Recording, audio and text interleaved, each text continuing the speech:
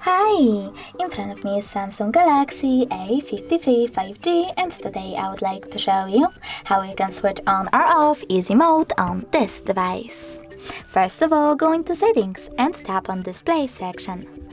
Now we need to scroll down. Click on easy mode and tap on the switcher to activate it. As you can see, when I click home button, easy mode is now on. If you wish to go back into the standard one, you need to access apps, go into settings and tap on display again. Now scroll down, choose easy mode and tap on the same switcher. Thanks so much for watching. If you enjoyed this video, leave a like, comment and definitely subscribe.